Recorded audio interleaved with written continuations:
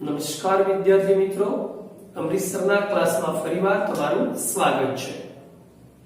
આજે આપણે ધોરણ 12 માં ટી વિભાગના તત્વોમાં સમૂહ 18 વિશેની ચર્ચા કરીશું। તો આજનો આપણો ટોપિક છે સમૂહ 18। સમજો બેટા, સમૂહ 18 વિશેની આપણે ચર્ચા કરવી છે। ગ્રુપ 18 ના એલિમેન્ટ્સ ટોટલી કેટલા છે? તો તે 7 તત્વો ધરાવે છે। 7 તત્વો ધરાવે છે। કયા? તો આપણે જાણીએ છીએ પહેલું He for helium,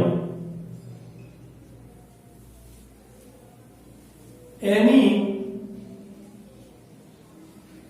neon, Ar argon,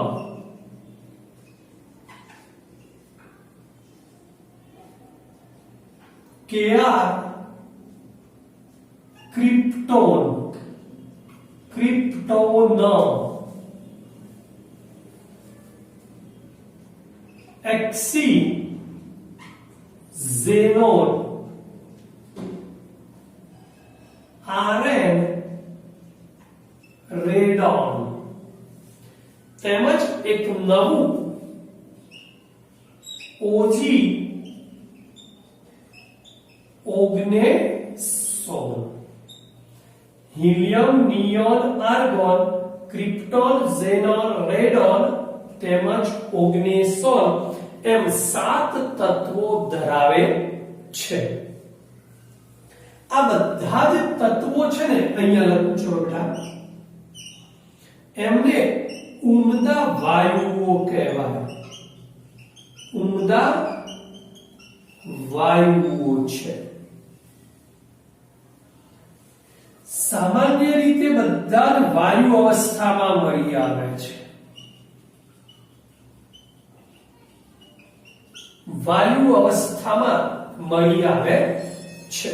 અને બીજી વાત, અપ્રતિક્રિયાત્મકતા ધરાવે છે।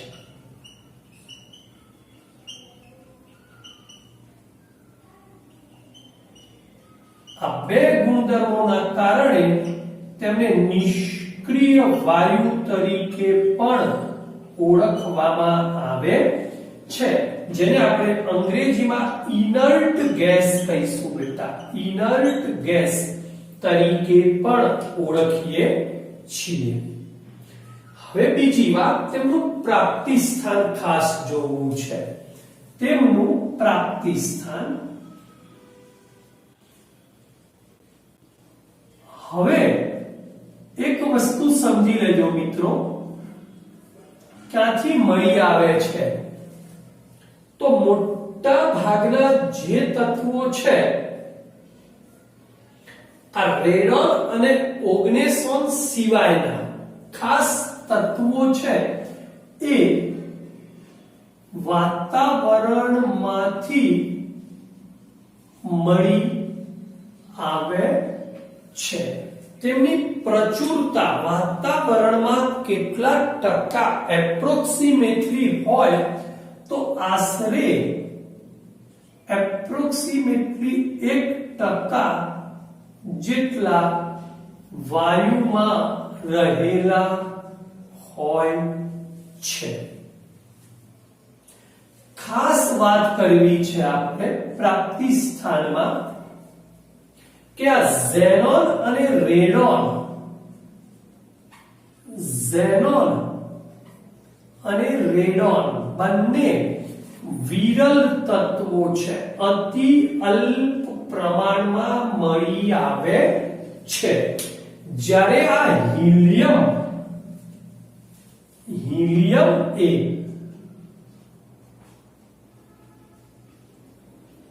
કુદરતી વાયુ માંથી મળી આવે છે। મારે ખાસ ચર્ચા રેડોન તેમજ ઓગ્નેસોનની કરવી છે। તો રેડોનની પ્રાપ્તિ કેવી રીતે કરવી?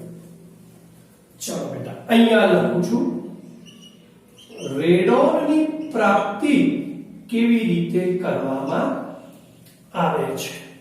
તો તે સામાન્ય રીતે રેડિયમ, તમને ખબર જ હશે 88 નંબરનો રેડિયમ છે, 226 છે. 88 રેડિયમ 226 છે. એ જ્યારે ક્ષયન પામે છે, ડીકે થાય, ત્યારે તેમાંથી એક 2He4 એટલે આલ્ફા કણ મુક્ત થઈ અને 86 નંબરનું આપણને રેડોન 4 ગયા, 226 માંથી 4 ગયા 222 મળે છે. રેડોન એ રેડિયમ 88 માંથી ક્ષયન દ્વારા મેળવવામાં આવે છે. જ્યારે નંબર 2 ઓગ્નેસોન કેવી રીતે મેળવવું? ઓગ્નેસોન ઓજી કેવી રીતે મેળવવું? બહુ જ મહત્વનો ટોપિક છે. તો તે CF તમે જાણો છો, CF કેલિફોર્નિયમ 98 નંબરનું અને 249 પરમાણુય ભાર ધરાવતું તત્વનું જો કેલ્શિયમ તમે જાણો છો 20 નંબરનું અને પરમાણુય ભાર 48 ના બે તત્વોનું જો સંઘાત કરવામાં આવે, 98 કેલિફોર્નિયમ 249 અને 20 કેલ્શિયમ 48, આ બંનેનો એકબીજા સાથે સંઘાત અથવા અથડામણ થાય તો આપણને ઓગ્નેસોન ઓજી 118 સમજો સાથે 294 પ્લસ 0N1 ના 3 ન્યુટ્રોન મળે છે. ફરીથી બેટા ઓગ્નેસોન 98 કેલિફોર્નિયમ 249 પ્લસ 20 કેલ્શિયમ 48 વચ્ચે સંઘાત થઈને 118 ઓગ્નેસોન 294 મળે છે. થોડી ચર્ચા આ ઓગ્નેસોન વિશે કરવી છે, જોઈએ.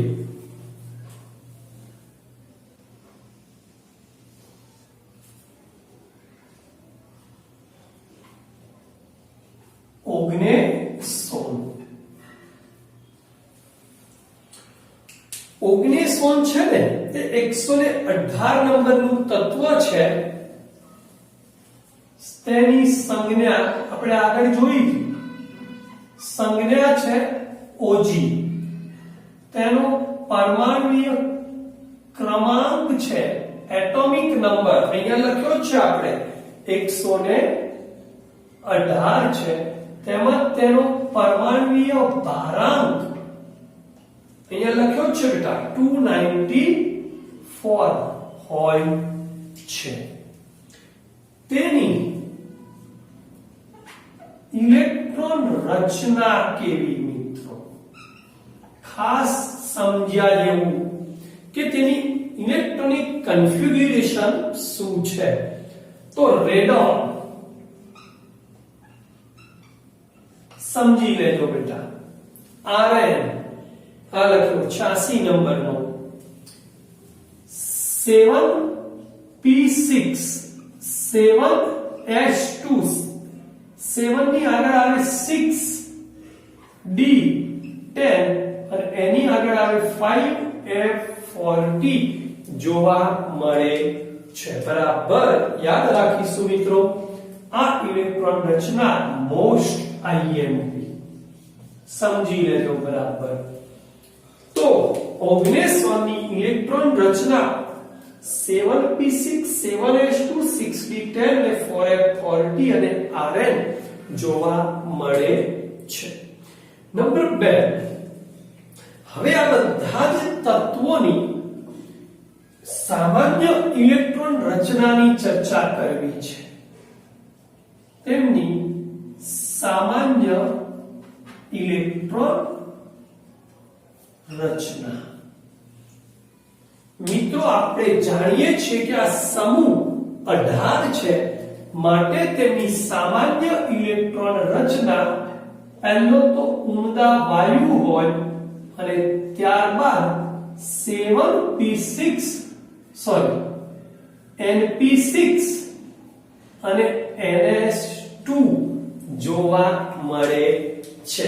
મીન્સ ns2 np6 ઇલેક્ટ્રોન રચના તેમની સામાન્ય ઇલેક્ટ્રોન રચના હોય છે.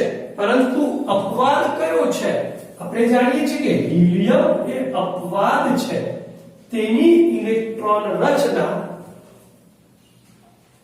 અપવાદમાં હિલિયમ છે, જેની ઇલેક્ટ્રોન રચના 1s2 છે, છતાં પણ તેને 18મા સમૂહનું તત્વ ગણવામાં આવે છે. બીજી વાત, હવે મિત્રો ઇલેક્ટ્રોન રચના ઉપરથી ખબર પડે છે કે તેની બાહ્યતમ કોષ અથવા સંયોજકતા કોષ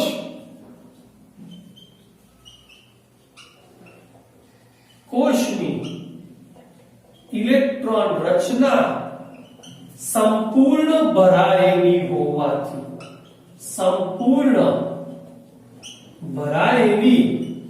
હોવાથી તે ઇલેક્ટ્રોન મેળવવાની કે ગુમાવવાની કોઈ વૃત્તિ ધરાવતા નથી.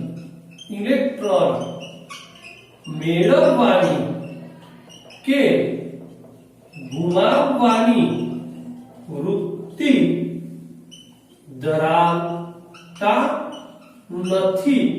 માટે સમૂહ 18 ના તત્વોને અને વાયુ સ્વરૂપે હોય એ તો આગળ જોઈ લીધું. આથી સમૂહ 18 ના તત્વોને ઉમદા વાયુઓ અથવા તો નિષ્ક્રિય વાયુઓ તરીકે ઓળખવામાં આવે છે. અહીંયા મેં એમ કીધું કે સંયોજકતા કોષની ઇલેક્ટ્રોન રચના સંપૂર્ણ ભરાયેલી છે, માટે ઇલેક્ટ્રોન મેળવવાની કે ગુમાવવાની કોઈ વૃત્તિ ધરાવતા નથી. માટે તે નિષ્ક્રિય અથવા ઉમદા વાયુઓ છે. છતાં પણ કેટલાક પરમાણુ અથવા તત્વો એવા છે કે જે સંયોજનો બનાવે છે. છતાં પણ મના કેટલાક તત્વો છે ને એ સંયોજનો બનાવે છે, જેનો અભ્યાસ આપણે આગળ ઉપર કરીએ છીએ. એકવાર લખી દેશો, ફરી આગળ જોઈએ.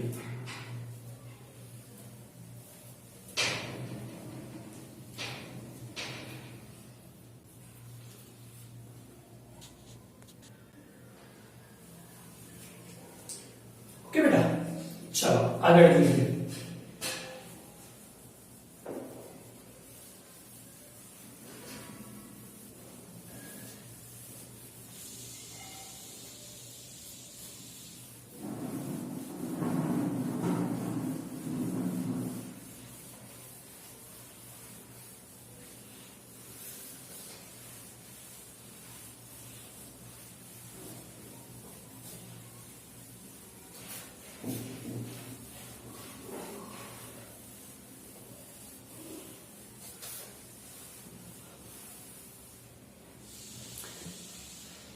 હવે જોવું છે તેની કેટલીક પ્રોપર્ટી વિશે. એમાં પહેલી છે, આપણે જોઈએ બેટા ઇલેક્ટ્રોન રચના.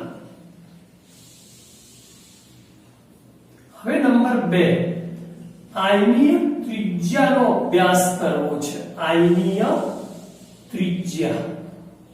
ચલો, સમૂહ 18 ના તત્વોની આયનીય ત્રિજ્યા, આયનિક રેડિયસની ચર્ચા કરીએ.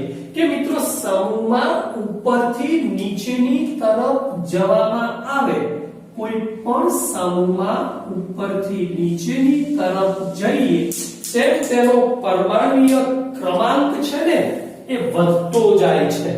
સમજો બરાબર. આપણે ચર્ચા કરવી છે આયનીય ત્રિજ્યા. તો સમૂહમાં ઉપરથી નીચેની તરફ જતા પરમાણુય ક્રમાંક વધે. મિત્રો પરમાણુય ક્રમાંક વધે તો સાથે સાથે આયનીય ત્રિજ્યા વધે છે. કેમ? એના વિશે તમે જાણો છો કે દર વખતે નવો કોષ ઉમેરાતો જાય, સંયોજકતા કોષ ઉમેરાતો જાય માટે આયનીય ત્રિજ્યા વધે છે. નંબર 2, આયનીકરણ એન્થાલ્પી. આયનીકરણ એન્થાલ્પી આપણે જાણીએ છીએ કે તેમની ઇલેક્ટ્રોન રચના સ્થાયી છે, માટે સ્થાયી ઇલેક્ટ્રોન રચના ધરાવતા હોવાથી સ્થાયી ઇલેક્ટ્રોન રચના ધરાવતા હોવાથી બરાબર સમજી લેજો. તેમની ઇલેક્ટ્રોન રચના સ્થાયી છે. હમણાં જોયું 7s2 7p6 પૂર્ણ છે બાહ્યતમ કોષ. સ્થાયી ઇલેક્ટ્રોન રચના ધરાવતા હોવાથી તેમની આયનીકરણ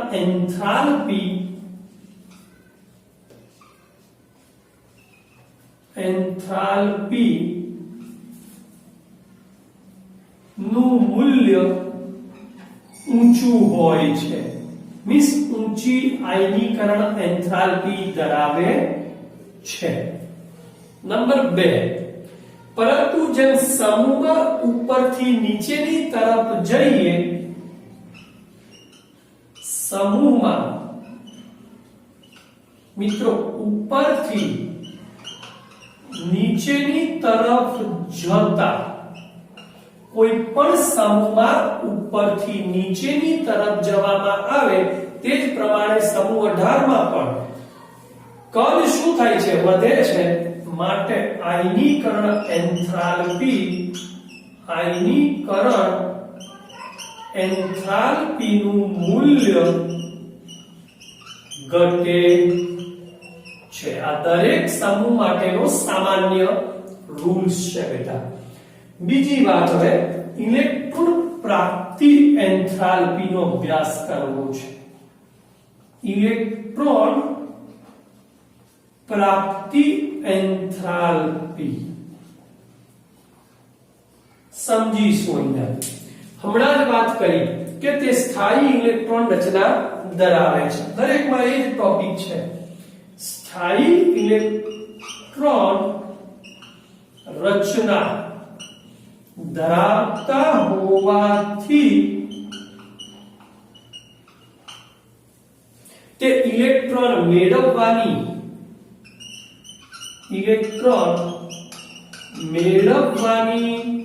વૃત્તિ ધરાવતા નથી.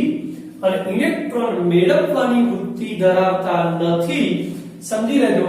તો આથી તેમની ઇલેક્ટ્રોન પ્રાપ્તિ એન્થાલ્પી નું મૂલ્ય પહેલું એક તો ધન હોય અને સ્થાયી છે, માટે વધુ અને ધન મૂલ્ય ધરાવે છે. સમજી લેજો બરાબર. વધુ ધન મૂલ્ય ધરાવે છે.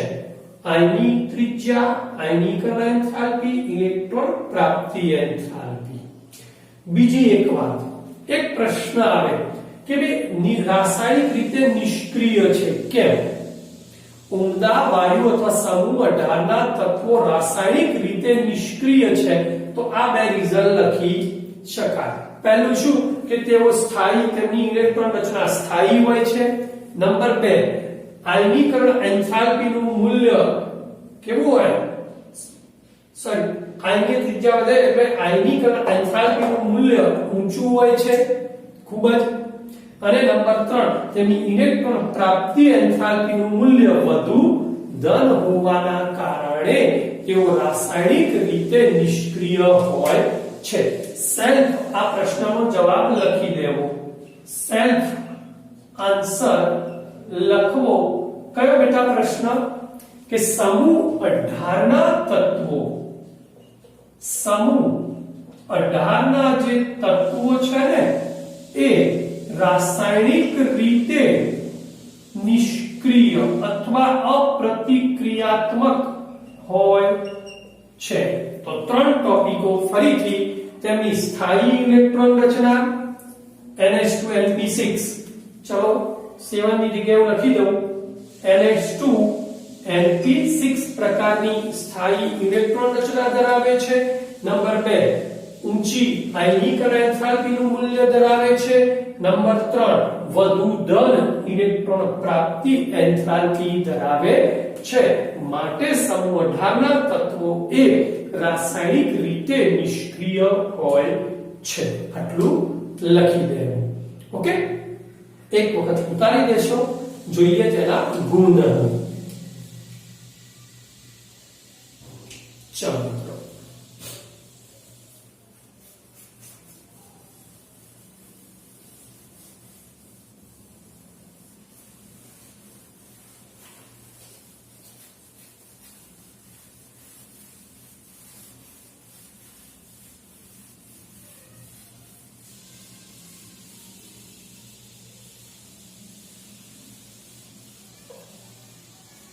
હવે જોઈશું સમૂહ 18 ના તત્વોના ગુણધર્મો.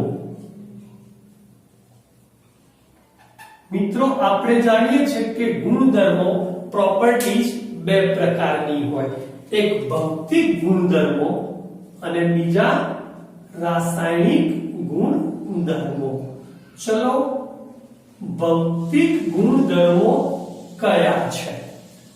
તો પહેલા કયા સ્વરૂપે છે આપણે વાત કરી દીધી, તે વાયુ સ્વરૂપે છે બધાય. નંબર 2, રંગવિહીન છે, સ્વાદવિહીન છે. રંગ બી નથી ધરાવતા, સ્વાદ, ગંધ પણ ધરાવતા નથી, ગંધ વિહીન હોય. બીજું, પાણીમાં અલ્પદ્રાવ્ય હોય.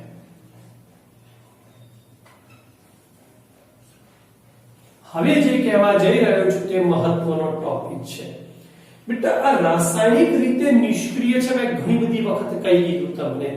માટે તેમાં કોઈ પણ પ્રકારનો બીજો બંધ જોવા મળતો નથી. ફક્ત આંતર પરમાણ્વીય પારસ્પરિક ક્રિયા દર્શાવે. બે પરમાણુ વચ્ચે જ પારસ્પરિક ક્રિયા દર્શાવે અને એના જ કારણે તે બધા જ એક પરમાણ્વીય હોય. એક પરમાણ્વીય હોય છે. બરાબર સમજી લેજો. સમૂહ 18 ના તત્વો એક પરમાણ્વીય હોય, વાયુ સ્વરૂપે, રંગવિહીન, સ્વાદવિહીન, ગંધવિહીન હોય, પાણીમાં અલ્પદ્રાવ્ય, આંતર પરમાણ્વીય પારસ્પરિક ક્રિયા દર્શાવે. મીન્સ તેમાં અન્ય કોઈ પ્રકારના આકર્ષણ બળો હોતા નથી. અન્ય કોઈ પ્રકારના આકર્ષણ બળો પ્રવર્તતા નથી. એક જ પ્રવર્તે છે.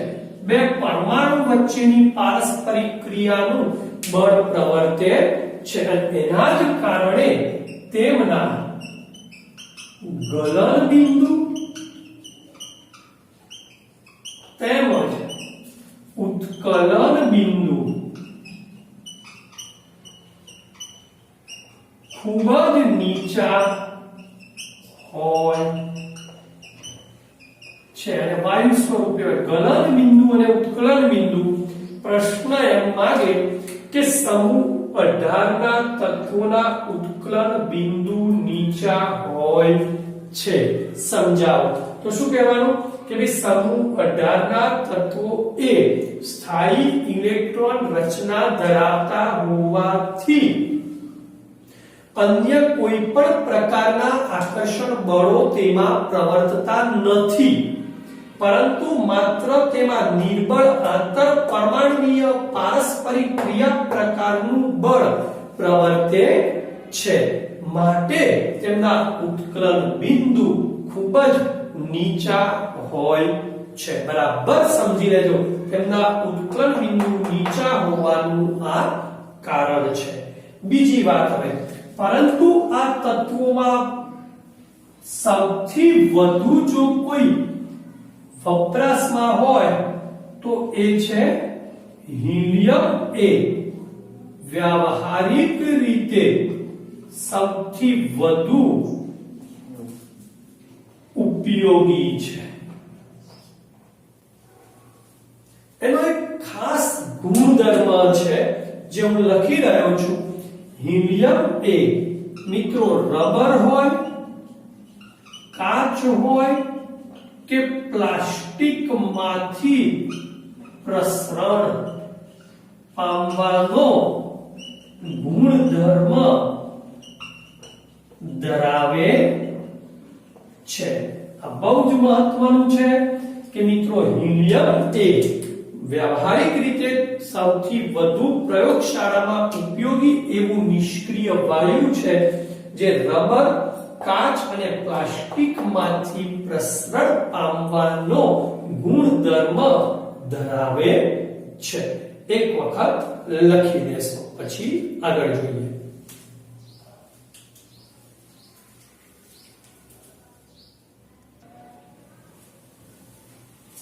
ઓકે મિત્રો, ચાલો હવે એક છેલ્લો ટોપિકની ચર્ચા કરી દઈએ. ગુણધર્મોમાં ભૌતિક ગુણધર્મો જોયા, હવે જોવા છે રાસાયણિક ગુણધર્મો. બેટા ચાલો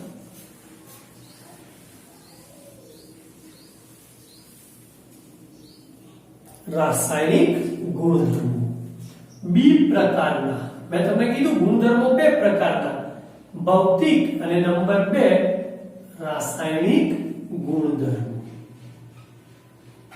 ચલો મિત્રો, કેમિકલ પ્રોપર્ટીઝ જોવી છે. પહેલું કે મેં તમને હમણાં જ કહી દીધું કે 3 રીજન, એક સ્થાયી ઇલેક્ટ્રોન રચના, બીજું ઊંચી આયનીકરણ એન્થાલ્પી અને ત્રીજું રીજન હતું આપણું વધુ અને ધન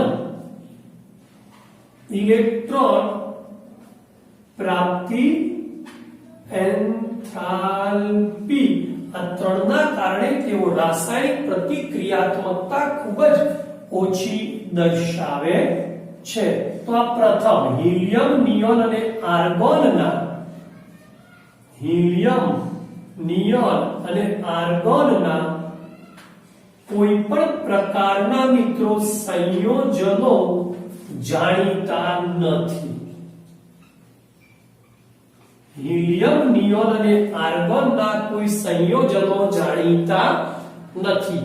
ક્રિપ્ટોનના સંયોજનોમાં